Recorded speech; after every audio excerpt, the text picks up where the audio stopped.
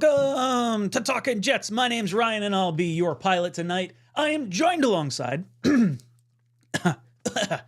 my co-pilot, Mr. 𝐷𝐲𝐚𝐬. Dom, how you doing tonight? I'm good, Ryan. How are you, man? Doing good. I missed you last week. I had to put up with 𝐒𝐿𝐴. Dang, it's ridiculous. Oh, man, my condolences. I'm kidding. Yeah, but listen, not gonna lie. It was a wonderful week in paradise. I missed 4 days of torrential rain and a few earthquakes. Dude, wild. Like, I mean, yes, it poured like the entire time, but like I'm sitting in my house, like no joke, right here getting ready for a stream, and like house rumbles a little bit. I was like, all right, that's that's kind of weird, and then it keeps rumbling. I was like, I got like the house is coming down. I was like, I gotta like I sprint into the baby room. I pull Ren out of the she's sleeping for a nap. Becca's like, we gotta get out of the house. She grabs the dog. We run out the front, and I'm like looking around the foundation, trying to check and see if there's anything like broken, because I thought my furnace exploded or something. And then like other people start coming out of their house. They're like, did you guys feel that? Like, okay, good. It's not just my house. And then like I go live, and then I got people saying like, oh, I'm in Connecticut. I'm in like South Jersey. I'm in Pennsylvania. I felt it. We're like, holy smokes. Bizarre feeling. I didn't feel it down in Marco Island, Florida. As a matter of fact, I would say probably not. Didn't even budge a palm tree. Did you burn your retinas today looking at the eclipse? No, didn't do that either, man.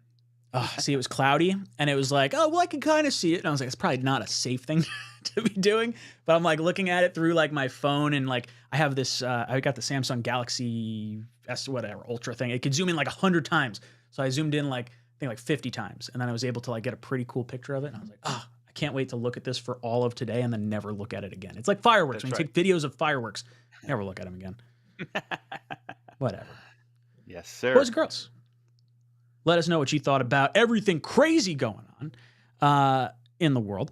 But definitely hit that like button on the way in. We're going to be going over a list that 𝐷𝐲𝐚𝐬 has compiled of meetups that the Jets have had with prospects. So the main theme of this show is going to be what strong connections the New York Jets have. And Dom, you have made a really, really impressive list. So before we hop into it, I want to hear your thoughts on like, how did you come up with this list, and like where do you like you put in a lot of work? Yeah, so this is just a conglomerate of a bunch of sources, whether it's media stuff, Ryan Fowler, Tom Pelissero on Twitter give a lot of these things.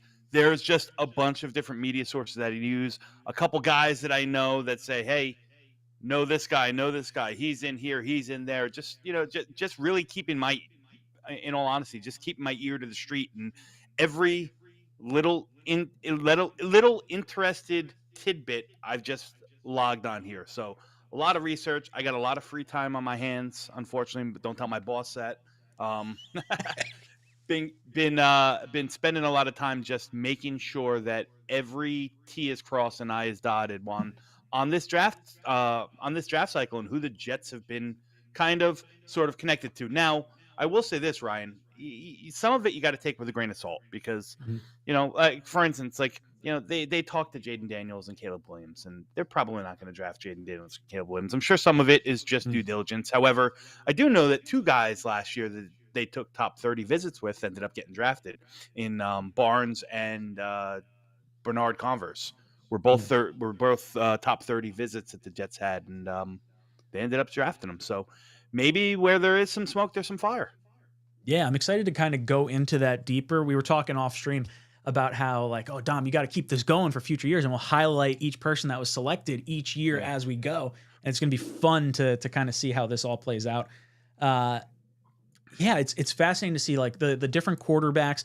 I think some of that is trying to get as much information about the teams in front of you as you can. Like maybe Caleb slips up and says like, oh, hey, Washington's thinking about trading up, and maybe that the Raiders are real interested. We've spent a lot of time with the Raiders and so on and so forth. Absolutely. Some of this is like on the offensive. Joe Douglas being on the offensive. Guys that, trying to get as much intel as possible. But then again, there's some guys that I'm sure they have legitimate interest in, and they do it for all walks. Like, when we bring up the list, you'll see some of the top 30 visits. They're like, even I, who I fancy myself pretty astute with this draft class, I'm like, who?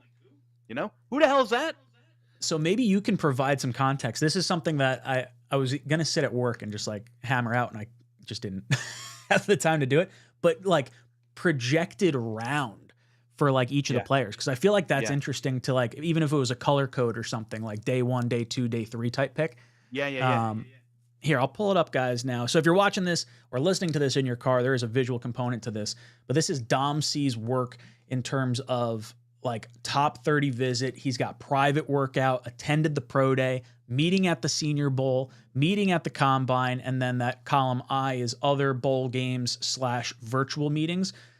So a lot of names on here right off the top. Maybe we go through the top 30 list that we've seen already. Make some comments on that. Chat. Let us know if you have a comment on the list that you see as like maybe an outlier or a trend or something. Throw a few stars in front so that way I catch it in the chat. But this is a wild list. Just for instance, this goes down. This is a list for sure. Yeah. So let's start. And what you know what I can do also. Mm-hmm. Well, I mean, I don't have to do it right now, but I can also just make this Google Sheet available. I can just, link it to my Twitter. So if you follow me on Twitter at @DC_NY Jets, you can have access to this and see it updated as we go and so on and so forth. So I'll do that after the show. Ooh, well. That is a great way to plug the Twitter. I love that. So make sure you follow Dom over on Twitter if you want access to this type of sheet. This is just incredibly awesome to see. So let's go through the list. We'll go through the top 30 visits. Yeah. We start at the top with the offensive lineman. What are your thoughts? 𝐒𝐮𝐬𝐬, the guard out of UConn. Yep. The tackle from Yale, I know a few people are pretty excited about. He's the mid-round guy, right? Like second, third round? Fourth round? 𝐒𝐮𝐬𝐂 is probably one. And first, let me say, the names are in no specific order. They're just as I had them noted and jotted down. I just kind of transferred them over. So there's no specific order that these names are in.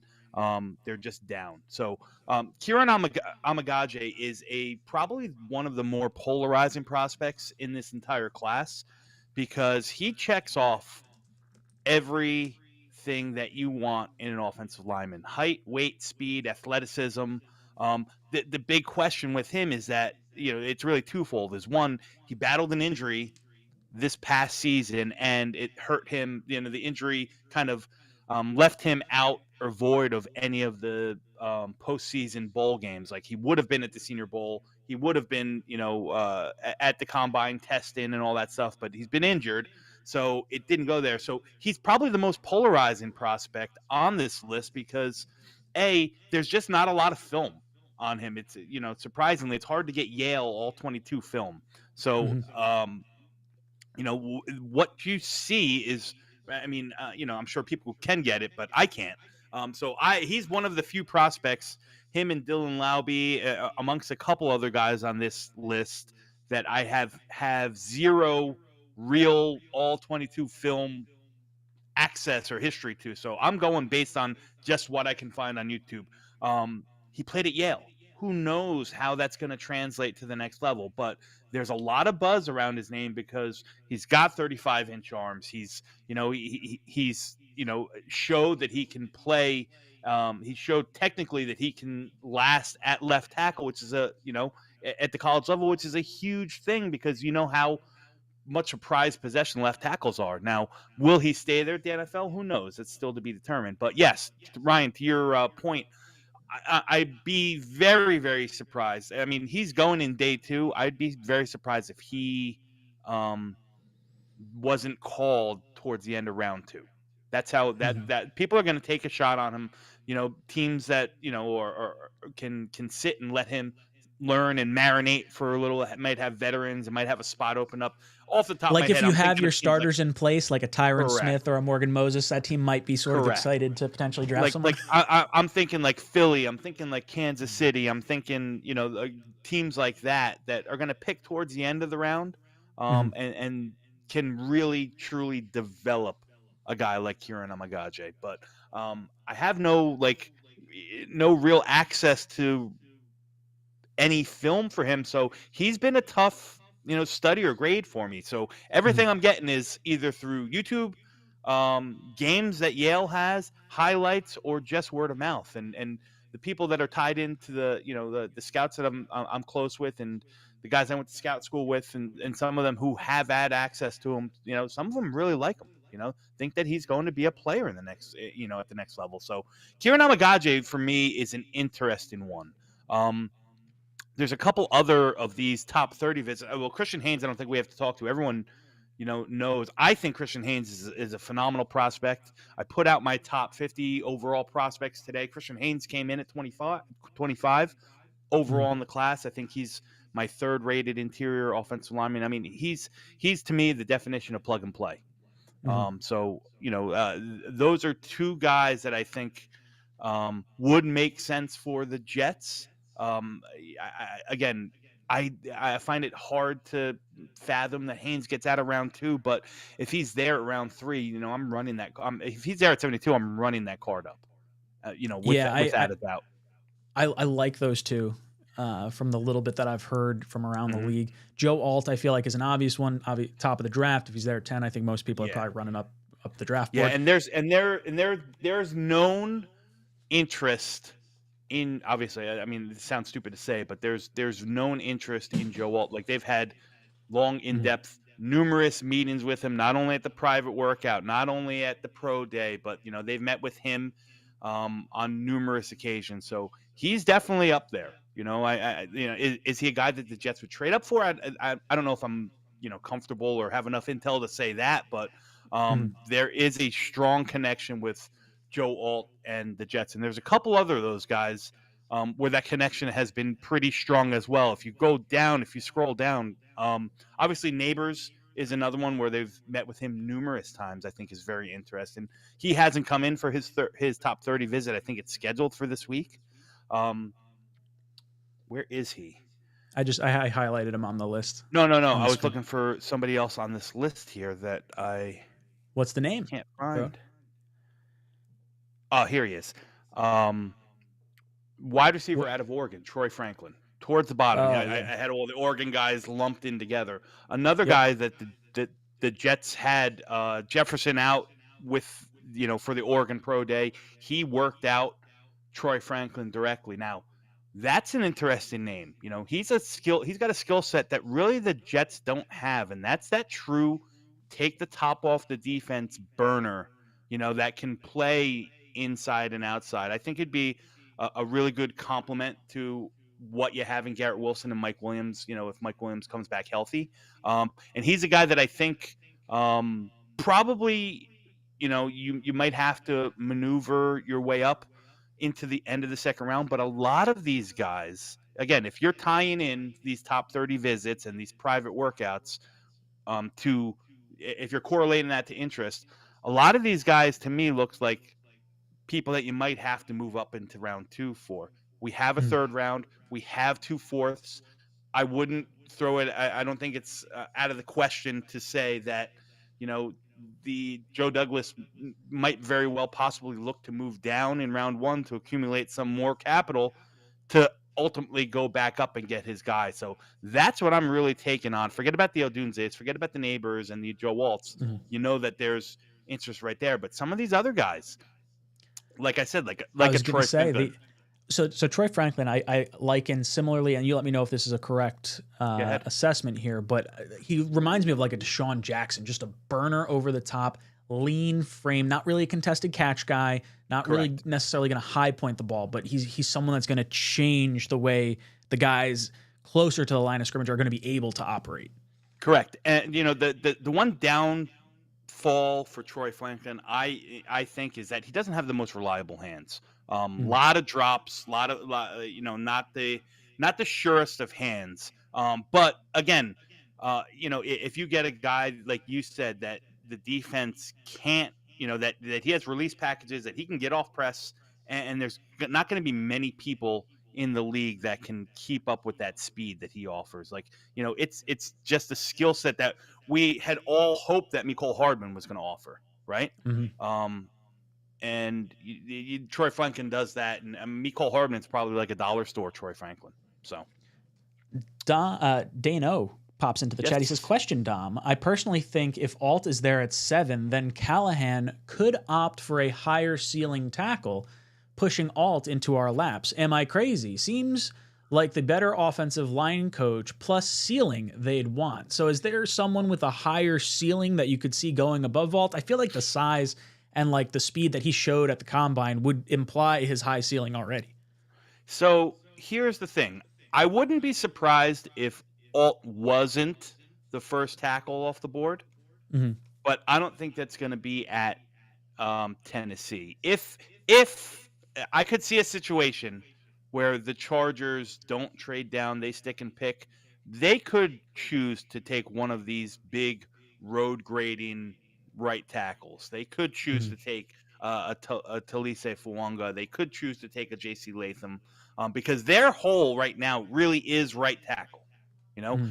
all could he play right tackle? I'm sure he could, but he's only been playing left tackle for 3 years. So you're asking, he was a tight end. So you're asking him not only to um, learn a completely new position, but he's just learning the position that he's just kind of getting grounded in the position that he has. Plus, if there's any negative to Alt's game, it's really how he handles power rushers.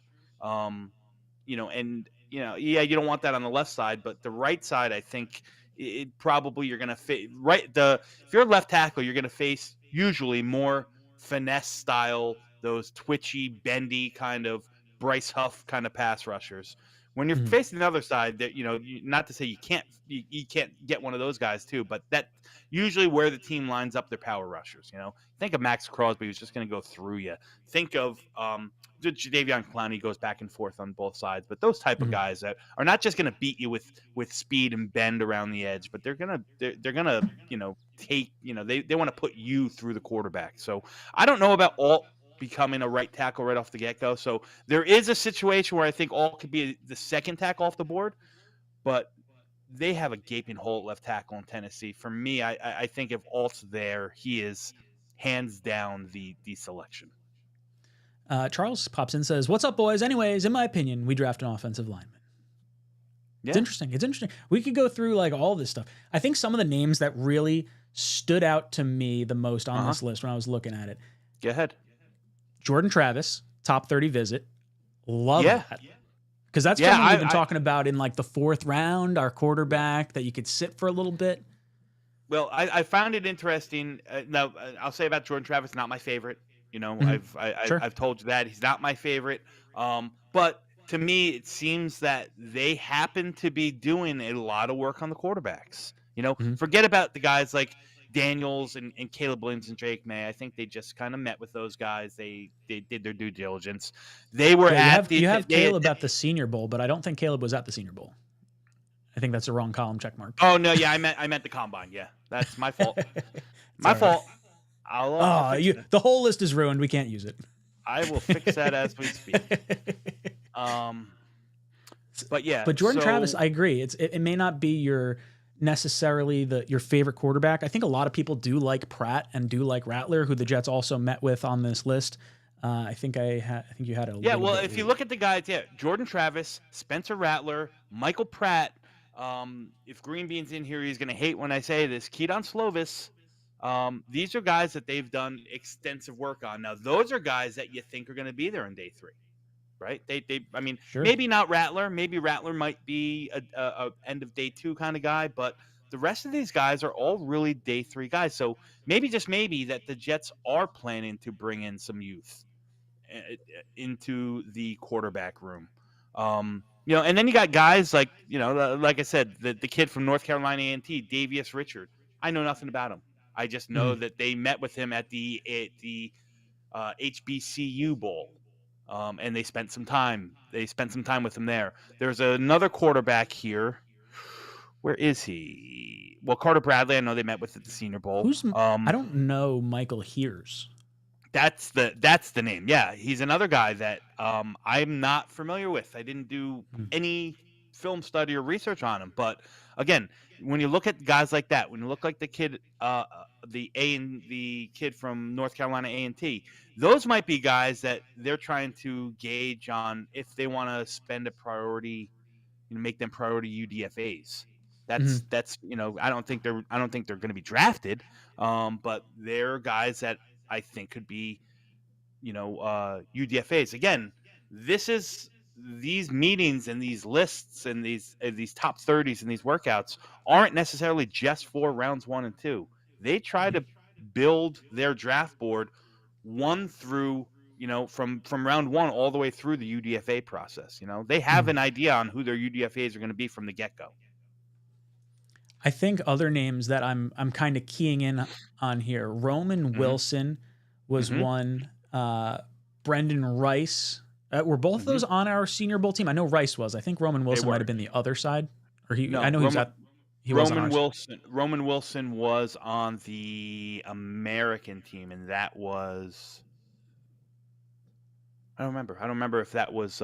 We were national. I know that. Yeah, he was on the American team. So, but again, the coaches, worked together with him. But again, Roman Wilson. Where's Roman Wilson going to go? Is he going to make 72? Doubtful. Is there a chance? Sure, but I think it's more doubtful.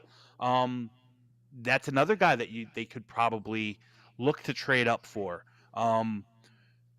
Other guys on here that kind of fit that same bill, where I think that they're going to be second round guys that the Jets might trade up for. One of them I think is really interesting. Well, I think the entire University of Washington clique, all of these guys outside of Fontenot and 𝐒𝐮𝐬𝐂, but McMillan, Polk, Roger Rosengarten. I think those are guys who are all day 2 picks. Maybe McMillan can make it to the 3rd. I don't think so. I think they're all round 2 picks, I should say. So if there's interest, they're going to be guys that we're going to need to move up for. So I find it, like I said, I find this stuff real interesting. Xavier Leggett, another one. To me, this is the stuff that I find super, super interesting. And then you got the later round guys. You got Nathaniel Watson, who they spent a lot of time with. They sent their, the Jets sent a big defensive contingency down to Mississippi State to his pro day and workout. Now, he's a day 3 guy, but along the lines of who's the linebacker they took last year out of Central Michigan? Why can't I think of his name? Barnes? Yes. Yeah. Zaire Barnes. Zaire Barnes. He was a top 30 guy last year that they, saw a fit for. Again, a developmental guy. I think Nathaniel Watson's along in that same mold. I think he's probably more of an early down run stuffing middle linebacker that can offer you some special teams things. But again, they're spending a lot of time with some of these guys. So they're just building their board here, man. And it's, to me, I think it's fascinating to see how big of a net they're going to cast to really get and hammer down who is a fit for them. You got some depth guys, you got some guys that you're doing some due diligence on, you got some guys that you're just trying to get intel from, like we talked about before. But I think if you see guys that have multiple check marks along their lines, usually where there's smoke, there's some fire. You know what I mean? So one I wanted to throw out, because it's more the omission that I think is interesting. I don't see Brock Bowers on this list, but there are a few tight ends on this list. Does that imply the Jets are not valuing tight end as high, even though we had Michael Mayer on our board? Are they maybe prioritizing certain picks at number 10? To me, it does surprise me that Bowers is not on this list. Well, it's funny because you look at the tight ends that they actually, worked out privately. A.J. Barner and Theo Johnson, they were both Senior Bowl guys who are good, but they're more in, A.J. Barner to me is more in the mold of what Ruckert is. I see him more as an inline guy, kind of a tight end 2-piece. Theo Johnson and Dalen Hilker from Colorado State, he's more of that big slot wide receiver first type. He's more in the mold of Bowers, and then Theo Johnson. And where would he go roughly? What round or day are you expecting him? Yeah, he's probably a day. He's probably a round 4 guy. I would say Barner and Hooker are probably round 4 guys. Theo Johnson could get up into round 3, but I'd say they're all either at the end of day 2, early day 3 kind of players. So this is kind of where their comfort zone and their target is. So you can go at this a couple different ways. One, truth be told, they might have met with Bowers, and I just didn't get that information. Or Mhm. like I said, this isn't I don't. My sources don't come from the Jets war room directly, so I don't know. There could be guys that they've met with that I just haven't gotten the cue on. So um, he could have met with them, or they could be like you kind of are insinuating at is, Mhm. all right, you know what, we're going to look somewhere else in round one. So but we think the position is something that we want to attack on, with one of with our third round or our fourth round Mhm. picks. So um maybe they're just trying to cast a bigger net to see what works best in their board. You know what I mean? My guess Sure. is that they have these guys all kind of grouped the same, so they're going to work them Mhm. out to say, okay, if we have them all relatively in the same tier, we're willing to Mhm. we're willing to use our first fourth round on this, but not on these guys, so on and so forth. So you're gonna you're gonna test out a couple guys that you have in the tier to see which one, how you can rank them, and who you're going after, and who, so on and so forth. Yeah, for sure. I like we brought it up, very quickly, but Brendan Rice, third Hmm. round pick potentially, obviously on our Senior Bowl team as Yep. well. I would love to see that addition in the third round. Like if I think there's certain if this then that scenarios, and I feel Yeah. like if you can get Odunze at 10, I feel like that's the pick.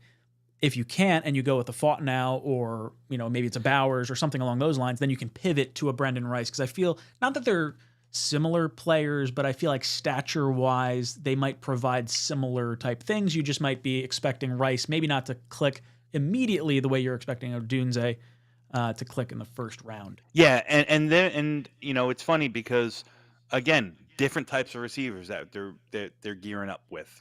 Brendan Rice is your boundary guy. Brendan Rice is an X. I don't think he's anything more than that. Um, then you got guys like Roman Wilson, who is probably going to find his home in the slot. Can bounce outside a little bit as well. Um, then you got guys like Malik Washington, who they met with multiple times. So Malik Washington is clearly on the radar of Joe Douglas, and he, I think, is just purely slot specific. So again, they're casting a big net and they're touching on all basis points. I don't think I think a slot receiver, someone who can play in the slot, is going to be something of more of a pressing need. Mhm. I also think that ruling out a true um, we shouldn't rule out a true X receiver as well, because even though Mike Williams is here now, he's still only on a 1 year deal. He's Mhm. still 30 years old, and he's still don't coming back from that knee injury. You don't know what you have on him. So to me, you'd want to bring and again, in an ideal situation, I've been team tackle, and I'm fine. But I'm warming up to the idea, if Roma Dunze is there, just how the room looks, because you Mhm. can have Roma Dunze play the field side, Mhm. or the Z, if you will, be your move. You can have Mike Williams be your X, and then you can put Garrett in the slot. And Free man, releases all day. free releases all day long, man. And that to me, I like the way that feels. I like the Mhm. way that feels more so than having Garrett as your Z and Brock Bowers as your slot. But I that's was gonna just me. say, does the like do you see the Jets trying to go after more of a big slot or more of a traditional slot wide receiver? Like I feel like some of us kind of feel like maybe a Roman Wilson or maybe a Malik Washington at some point might make a lot of sense as like your traditional slot, but when you hear big Yes. slot and like replacing Lazard on the field, it kind of makes you pivot a little bit, and maybe that's not, because that's probably where Well, Bowers is going to play realistically if he yes. were So selected. the interesting thing, I think, is look how they're constituting this offense right now. To me, it's clear, and I know a lot of people have made mention to this, so it's not an Mhm. original thought, but I think it's clear that um, they're going to change their run scheme. They're going to be more of a Mhm. gap and power based running scheme, which is good. If that's the case, you can also expect a lot more 12 personnel, right? Mhm. Or if you do have 11 personnel, that's where the big slot would come in. I don't think it's going to take them completely out of your true traditional slot guys like the Malik Washingtons and the Roman Wilsons, even though Roman can do a little bit more. Mhm. Because you're still going to have situations where you're going to have to throw down, third and distance plays and Mhm. packages like that when you have to throw the ball. but I think with more of a power running scheme, they're going to want to run the ball. They're going, you know, that they're going to want to work off of play action a lot. So Mhm. to me, that 12 personnel in those bigger slots is kind of the way I see them, you know, gearing up or leaning towards. I feel like that would have been like a nice experiment to try this past year with Becton. I Mhm. felt like that's where his strength could have, you know, lied. And maybe there's a situation where you're not looking for two tackles. Not that we're Yeah. necessarily looking for two anymore, but I don't see any way Becton comes back based on like some of the comments he's made about Keith Carter. I feel like it's probably just a clean break at this point. Yeah, But I it's don't think I don't think I think the Becton ship has sailed. I think it's the Jets coaching staff had, you know, I don't think they liked him from the get go. yeah. You know, I think there was a I don't want to call it a lazy approach, but like a I don't know. Like going into their first year together and their second year together felt awkward to me. And this year they like it almost felt like it worked because Rodgers to an extent took Becton under the wing. And correct. yeah, I don't know. It just unfortunately did not work out. Yeah. Other players that are on top 30 visits of note, I feel like edge rusher we see pop up a few times on here. Obviously, Yep. the Jets love their edge room. Yeah, Chop they're gonna bring. Robinson. They're probably gonna bring. I mean, the Robinson one is interesting, and to me, not a strict player comp, but Mhm, Chop Robinson is the closest thing to what they had in Bryce Huff. So if mhm, they wanted to replace that, I know they already did, and they probably replace him with a better pass rushing option. mhm. Um, you know, with the trade. But you know, that's an interesting one. Muhammad Kamara from Colorado State, another interesting one. He's a motor guy. You know, he plays with his ass on fire. He's constantly moving. You know, great motor, strong but not the strongest. Not, you know, got a pass rush package, but he's not like, you know, he's not Leatu Latu or any of these high well developed guys. He's a hometown kid. He's from Newark. He played at Newark East Side. So that to me is an interesting one. Um, I would love to see Kamara, and you know, for what it's worth, this is not why I'm interested in him, but Connor Rogers loves Muhammad Kamara. He Mhm. waxes poetic whenever he can about his game. Where does Again, he I think, like slate in? Like what? Like where is he? I have no idea about the edge yeah. class. Like outside of the Uh, first round. Listen, second, third round, I think is Mhm, probably a safe play. Second might be that's going to be a ceiling. Probably more of a late second to late third kind of target. mhm. Um, Again, I don't know if edge is going to be a pick that they make a prominent, use a prominent draft pick on. To me, I want to think that it's going to be, yeah, they might bring in another guy, a day three guy to kind of develop. But listen, if they accumulate more draft capital and move around the board, anything is up for grabs.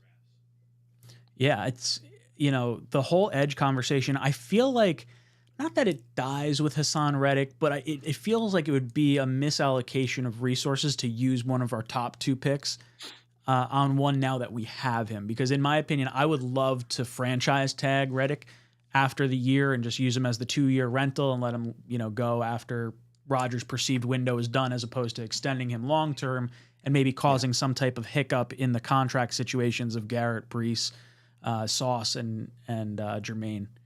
Yeah. Well, remember this also. This might not go over well with some of the people in the chat, or maybe even you, Ryan. Like, Mhm. I'm not so sure that they don't look to bring in another edge rusher and maybe decide to move on from JFM. I don't think that's out of the realm possibility. It's not something I would do, Sure. but to me, I find it interesting that they're not going to let him play on that big contract this year. So they're either going to Yeah. extend him. They're either going to extend him, or Mhm. or they're gonna kind of give him the Jameson Crowder treatment and Mhm. say, hey, you want to stay? This is what you're gonna stay for, or else kick rocks. I don't think a move like that's gonna be made until after the draft because it'll I be agree. dependent on what happens. I was going to say, I think you're spot on with that. I don't see JFM playing on that level contract. He's either coming back for this year and next year, aligning that contract with Rodgers' perceived 2-year window. I felt the same thing with DJ Reed, although there's probably a little more leniency with that, where it's like, okay, Reed is so good, we'd rather even have him at his current cap number and figure it out after the season if we have to, if we can't, work something out. Where JFM feels so, not redundant, but we have so much depth on the defensive line that I feel like his skill set could be swapped out to some degree with a, whether it's a free agent or, a draft pick. Yeah. But yeah, $16 million feels like a lot for JFM right now. Yeah, and then you got Javonte Jean-Baptiste, which is an interesting top 30 pick. Because I just don't think he's that good at football. Sorry Ohio State fans, sorry Notre Dame fans, that I just don't think he's that good. He's a traditional outside linebacker, stand-up 3-4 backer. That's what he does, and he doesn't do anything extremely well. Maybe he's a special team. He's a guy that they think that they can develop in special teams. Maybe they think he's a guy that they can develop like Quincy Williams, like they developed Quincy Williams, or they're developing, Jamien Sherwood. But again, I don't have, I don't even have a draftable grade on Jean-Baptiste. So if anything, maybe he's I don't. Maybe he's a guy that they can kind of target late in that 7th round. Again, UDFA thing, but I just don't see what the fit is for him on the Jets. So he's of all the names here, he's the one that kind of stuck out the most to me, like kind of head scratching. The other thing I want to take a look at too, you got a few corners. We've talked about this a few times. Is it just the 2 corners? I think it is. So far, it's 2 corners that I know of. Max Melton, who they already had on their top 30, they brought him in. Yep. They brought him in. He toured and talked to the coaches, so on and so forth. Again, another hometown kid. Rucker, he's from Ocean City, I believe, Ocean City, New Jersey. Went to Rutgers. Great kid. Got the good bloodlines. His brother Bo Melton is, stood out last year in Green Bay. Really, really smart kid. I talked to him a lot. I talked to him, kind of in depth at the Senior Bowl, and he loved. He said he hit it off great with Ulbrich. He told me that his style of play is perfect for the Jets. Like he prefers to play off man, so that he can read and react and make plays. He's got inside outside flexibility. Like you can play him at the slot, you can play him outside.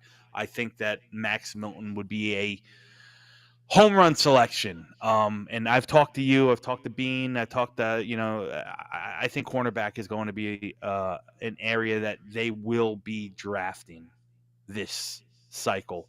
You don't know. You hope that they're going to sign Michael Carter II. You don't know what's happening with Reed. Sauce's contract's coming up, right? He's got 1 more year before he can get his max. Before he can negotiate, yeah. I think I would be surprised. I mean, I think they're going to make all these guys play out the lower cap hit years. They might extend Sauce, after next season, but meaning not. Oh no, it's after this year, right? Because this was he played 2 years. Yes. Yeah. So after this year, going season, into year he 4, could negotiate. He can negotiate. And I think it would be wise to lock him up then, because the contracts are only going to get higher, especially wide receiver, especially cornerback. You drop that, what would it be, his 5th year option, and then maybe you escalate the 3rd and 4th, or the 4th, and I guess you would escalate the 4th year a little bit more to keep the other years slightly lower. Yeah, and so take that into account. Just say they start negotiating a big whopper of a deal for Sauce. You're really going to pay, you're going to extend DJ Reed for another 3 years at what, 15, 16 million, and still pay Sauce? You're not going to pay both cornerbacks. You're just not, you're not going to pay all 3, I should say. Michael Carter's going to get 10 to 12 million. DJ Reed on an extension would probably get 15 to 18 million. And then Sauce is going to get north of 20.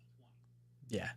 Yeah, he'll reset the whole cornerback market. I don't even think it's going to be a hard negotiation. I think it's going to be like, hey, this is what the top cornerbacks are given. We're going to give you a million above that, or whatever it is. It'll be a nice, easy conversation with him. I think when I look at Reed, it's so clear to me that it's either him getting traded this year or playing out his deal and then walking. I don't think there's any, I don't think there's any way we re-sign him, unfortunately. And that's not to say I don't like Reed. I would love to keep Reed here for a while. Well, listen, I could see an extension, but maybe another, you tack on one more year or something like that. Yeah.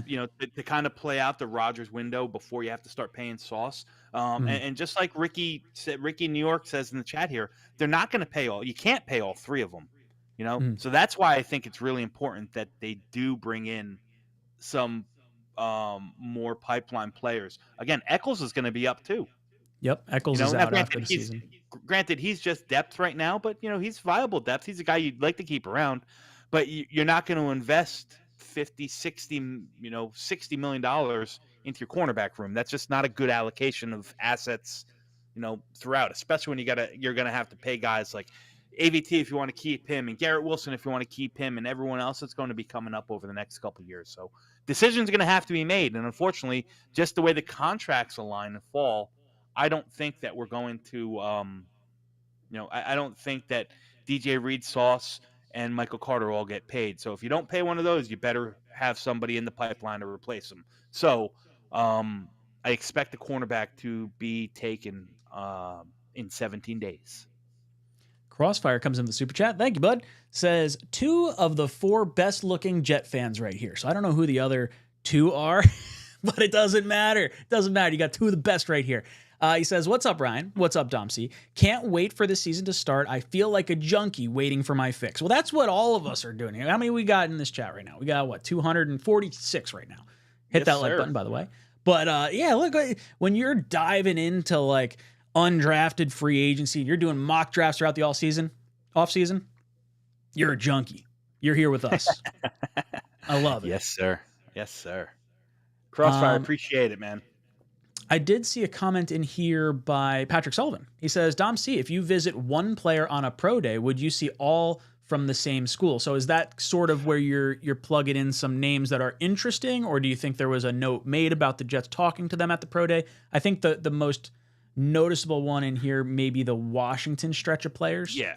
So to Patrick's question, yes. So I think that you can see multiple guys if you're there, but in the Washington situation, they actually had they had not only their area scouts, but they had positional coaches there for the pro day. Like I said, Jefferson was there. They had their offensive line. I don't know if it was Keith Carter. Actually, I believe it was Keith Carter was there directly working out. He was not only there for the private workouts before the pro day, but he was one of the guys working out Fontenot and Rosengarten on the field during the pro day. Mm-hmm. So you can attend a guy's pro day if you can have. When I mark them down in column F here, that blue column that you see there, the Jets had people there specifically for those players, coaches and or front office staff there to see those specific players. This is the most incredible list. So definitely hit that like button if you enjoy all the hard work that 𝐷𝐸 put into this. And if you follow him, if you don't follow him on Twitter, you should absolutely go follow him on Twitter. 𝐷𝐸. What's the exact handle, Dom? It's at @DC_NY Jets. And yeah, I listen, I'm pretty active on Twitter, and I post a lot of this stuff as I get information. I want to get it out to the masses, and trust me, dude. No, if I'm putting something out, it's kind of been, kind of sourced, and I'm not just, I'm not doing anything for engagements. I don't do things for clicks. Like, that's just not my bag. You know what I mean? I'm too anal and too detailed to do, to do stuff just to get, likes or clicks or stuff like that. So he's a great follower. I say that. Yeah. And 100% the reason why we were like, we got to get this 𝐷𝐸 character on Talkin Jets. He's a good dude. Green Beans in the chat. He says, don't forget to subscribe to the channel, everybody. Make sure you hit that subscribe button. Basically, every time we do these videos, I think like half of the viewers that are watching are not actually subscribed to the channel. And I feel hurt deep down. Not even deep down, shallow down, right here, right on the surface. It hurts. So make sure you hit that subscribe button, boys and girls. Yeah. Um, They're doing a lot of work. If you Mhm. look here also, Ryan, the interior of the defensive line, they got some interesting guys. Justin Rogers and Mason Smith, two of them that really come to mind. Mason Smith is a big boy. Mason Smith is a monster. Mhm. I really like the way he plays. I'm not going to say I'm very familiar with Justin Rogers. I know I might have watched a game or two. I'm not, too in tune too much with what he's doing there, with what he did or his game. But Mason Smith is an interesting. Those are guys that are going to be day 3 guys. Mhm. These are the guys where you can really find those diamonds in a rough, especially in this draft class of the interior defense linemen. There's the guys at the top who are studly, but Mhm. there's really good depth that it's going to come through round 2, round 3, round 4, round 5. Guys like Mason Smith, Justin Rogers, guys like Michael Hall Jr. Oh God, off the top of my head, Brandon Dorless, if you like him as a defensive tackle from Oregon, he's another one. He's got a little bit of inside-outside versatility. Dwayne Carter from Duke, one of my favorites. McKinley Jackson from Texas A&M. These are guys that are going to be there for the Jets in day 3, and they could really fill holes. I know we paid 𝐂 one-year Mhm. deal, but you're still going to need some more depth, and that's what I think a guy like Mason Smith could really offer the Jets. Kinlaw, I also see as only a 1-year deal. I feel like we're trying to maximize on the trajectory that he had leaving San Francisco to Yeah. get him on not a cheap deal, because we definitely paid him more than I was thinking we were going to pay him. But then you hope for that comp pick in the future because of him succeeding so much next to Quinnen Williams and Hassan Reddick and all these other guys out there. Crossfire jumps in. He says, I will let the chat fight it out for who the other 2 best looking Jet fans are. I have my pick. So, chat, let us know who you think the 2 other best-looking Jet fans are. I would hope it's O'Leary and Greenbean. Not that I'm trying to skew results here, but, that 𝐒𝐿 and Jeremy guys, Yes, if you like eggheads, then Jeremy's your man. Oh, I love it. I absolutely love it. Thank you so much, Crossfire. I see Oregon Jets in here talking about the Texas defensive lineman should fall after his DWI. That was 2nd round pick, I believe. Sweat, right? Devondre Sweat, yeah. So, damn shame, man, because he's a really good player and he's got a unique skill set, being 365 pounds and just full of power. Dominant week down in Mobile at the Senior Bowl. From what I understand, there was some character red flags that I think a lot of teams had and questioned on him, but he has a tendency, or he's been known to be a little bit of a party guy. So, to my understanding, is when he was asked, or when that topic was broached, that he told these NFL front offices and these coaches that was all behind him. And then 18 days prior to he gets knocked with a DWI. Listen, he's going to be completely off of some people's boards.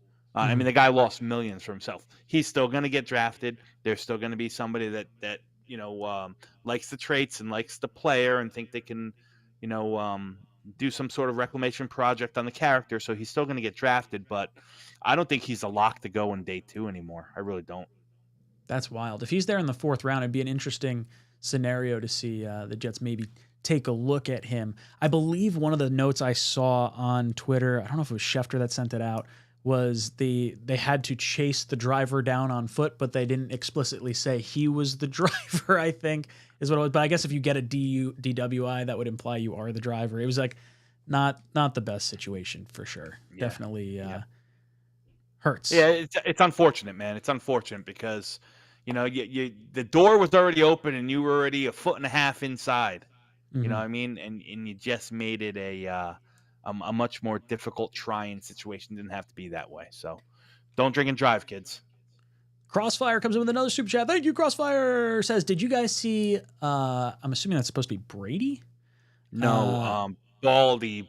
That's supposed to be Baldy. Brian Baldinger. Yes, I did. Gotcha. Ranks the Jets as the top 3 team in the AFC. Yeah, he ranked the Jets the 3rd best team in the AFC as we stand right now in April. So I think that makes sense. I mean, if you're looking at other AFC teams, it's probably the Chiefs and the Ravens, if I had to guess. Maybe he had the Bengals. No, he had the Chiefs, the Ravens, the Jets, Mm. then the Texans, and then Pittsburgh Mm. in his top 5. Now, the Ravens is interesting. I thought they lost a lot of pieces, man. They lost 3 of their 5 O-linemen. They lost 3 of their 5 linemen. They lost a bunch of players on defense as well. They're probably going to lose Odell too, if I had to guess. I think he's gone, dude. He's a free agent. They didn't resign him. Yeah, he hasn't signed anywhere yet. Yeah, I heard, Miami, us obviously, is potential landing spots. He was in Buffalo, from what I understand, as well. That's probably not a bad choice for them. Crazy. Yeah, but they brought in Derrick Henry, but that's really the only player of substance that they brought in. They lost a lot more than they brought in, for sure. The Texans are a really interesting team. That having that rookie contract and how good that C.J. Stroud played last year, and the pieces they're adding, Mixon and oh God, who's the wide receiver they just got? Diggs? Diggs, there it is. It's like, wow, brain fart right there. Yeah, they're loading up. That's going to be a really exciting team, and players are going to want to go there anyway because it's a non-income tax state. So, like, by and large, with a players coach that everyone seems to love, young guy, full of energy, on a team that's just ascending. Like, the arrow's pointing really far up for Houston, man. Yeah, it's going to be cool to see them.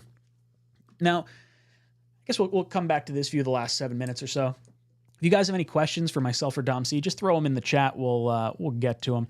When I'm looking at the top of this draft, and I think I saw a rumor earlier today, and I think I don't know if it's so much a rumor, but it was a repost by that 𝐒𝐲𝐚𝐬 account talking about, I think it was Malik Neighbors saying that he might be catching balls from his college quarterback in some capacity, implying that the Bears might take Jayden Daniels at 1, and then maybe Neighbors falls to 9, and he's taken at 9 as well. Do you see any way that Caleb's not taken number 1 overall? The only thing that leads me to think it might happen were the 2 comments. I believe it was DJ Moore, and I can't think of who the defensive player was. I think it was was it Jalen Johnson? Talking about how that Hollywood stuff's not going to work here and like stuff along those lines. Like that gives me the little bit of maybe that could happen. I don't see that happening. Personally, I listen. I think Caleb Williams is a really good talent. I think he's my number 1 rated player in the class. I don't see how the Bears move off of Fields to me, I think the only way you move off of Fields that easily and that quickly was for Caleb Williams. Now, I didn't see that tweet or that post that you're talking about. But I mean, first off, Jayden Daniels going to 1. Yeah, it's probably I don't know how Neighbors is getting to 9 unless the Bears are trading up for him. Yeah, I would be surprised if he made it to 9. I think the floor is the Giants for him. I think 1 of 4 or 5 is going to be a trade out for a quarterback, and then it's going to be Marvin Harrison Jr., then Neighbors back to back. Yeah. I don't see Neighbors getting much past there. And if he does, if somehow the Giants do something and they trade up for the 4th quarterback in the room, so on and so forth, the Jets better be on the phone to see what it's going to take to get up to 7 or to get up to 8 and go get Neighbors, because, man, he is electric. I would love him paired up with Garrett Wilson for the next 10 years, man. Dude, Neighbors is so good. He's so fun to watch. I feel like if the Giants move up to 3, you got to think someone's coming up to 4 or 5 to get the next quarterback, whether that's the Broncos or the Vikings or the Raiders. So the rumor I heard today was that... Before you do the rumor, real quick. Just want to say thank you to Crossfire. He says, I have absolutely nothing else to contribute. I just wanted to make it an even 40. Thank you so much. Crossfire, you're a good dude, man. So go on. I want to hear this rumor. So the rumor that I heard today, which there was smoke on this early on and then it kind of fizzled, was that the Raiders are doing a lot of work behind the scenes to move up to get in the realm for Jayden Daniels. Oh, yeah. That's because Pierce was his coach at ASU. Arizona State, yes. So I don't think necessarily, to be honest with you, I don't think Jayden Daniels, I would replace him, I would think he's going to Washington. Mhm.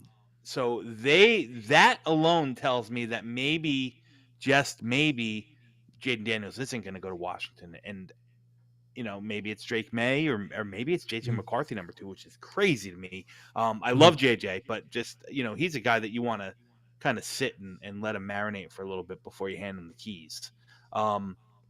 So if they're trying to move up, they're thinking that Jaden Daniels is going to be there at 3, and they're going to move back with New England. That's the only Mhm. thing that makes sense. Then it's who's coming up to get the 4th quarterback. Is it the Giants Mhm. move small jump up? Is it Minnesota that takes the jump up? Denver doesn't have capital, so they might. Mhm. I would think Denver wants to move back and take one of these guys that falls later in the first round. So So the yeah, so if Vikings, go ahead. Vikings OC, I believe, is McCown, right? And he was Drake May's high school coach. Uh-huh. So there's ties there as well. Sure. It's Yeah, going to so be. that's the only way I think Neighbors gets by the Giants, is if they somehow make a move up to Mhm. get a quarterback. Or if they get the Godfather deal and they trade back and they say, you know what, Mhm. we'll take Penix later and we'll figure it out next year. We'll Mhm. take all this capital and do something with it. You know what I mean? Yeah, I was going to say, I can see, because I saw Devontae Adams talking about, the quarterback he would want in this class is Jaden Daniels. There's obviously the smoke around Antonio Pierce and his time with Jaden Daniels at ASU. I think they are the type of team that are in a win now window right now. And if they don't get the quarterback they covet in this draft, I could definitely see them moving on from Devontae Adams. I don't think they're going to let him waste away, going like with Minshew and Aiden O'Connell. That would be surprising to me. So I think there's still some fluidity, but I agree. I think they could be coming up. Giants coming up with the Patriots feels like the safest move for the Patriots with the Giants, Mm-hmm. and obviously the Dable connection with And the then Patriots. and the Patriots, to me, like I said, I think for me, they're a perfect trade down candidate. Mhm. I don't necessarily think that they need to get a quarterback. I know that I they agree. got Jacoby Brissett, but you can bridge Jacoby Brissett. For sure. Um, And yeah, you can have someone if they like, if they move down and they all of a sudden they like a Penix or a Bo Nix, or maybe if it's a trade down with the Giants and somehow JJ's at 6, I think they're fine letting him sit a year behind Brissett. And the only thing you get into trouble with is when you start peeking ahead to next year's draft and maybe you don't feel quite as comfortable with the class coming out. yeah, But there's always guys that go up and down boards. yeah. Dom, we have reached the end of our hour here. We're going to be going over to the call-in show over on my channel. We'll push you guys all over there as soon as this stream is over. And then at 10 o'clock, we're coming back with 10 o'clock mock, yourself and Greenbean. Dom, I want you to know, you told me 2 weeks ago that you were not going to be here last week. And Greenbean texted me and said, hey, Dom's not going to be here for the 10 o'clock mock. I was like, sure, I'd love to fill in for him. Of course. And then it occurred to me like 2 hours before the show. I was like, that's why Greenbean texted me, because Dom's not going to be here. I was like, Tigo, I need assistance. Oh, but it's good to have you back in your spot right here alongside me. So, Dom, what you got cooking? What you got going on? Anything left to say? Draft Dodgers podcast just released, episode 16 today. Tigo and I did a full 2-round mock draft. That's out on my channel at Project Prospect with Dom C. You can catch me all over the place, man. I got a bunch of stuff coming up. I got a spot with 𝐃𝐨𝐦 coming up. I'm going to be on the Play Like a Jets podcast coming up. These next 2 weeks, I'm kind of hunkering down and busy. And then you probably won't hear from me until around September or October. Something like that. Except for the Talkin Jets Draft show that maybe we just do Talkin Jets with Ryan and Dom C at that point. We'll see. Yeah, how it all plays we'll out. figure something out. We'll do something good. Man, maybe do some summer scouting. I think that's always a could. fun thing too. Yeah. I would love to get a little bit more invested in the draft process earlier in the college season. Maybe we do. Dom and I have talked about doing some college games or something along those lines. Yeah, in the for fall sure. season, maybe some highlight games of the week, something like that. We got some stuff cooking for sure. Boys and girls, this is Talkin Jets Draft signing off. I'll see you guys at the call-in show.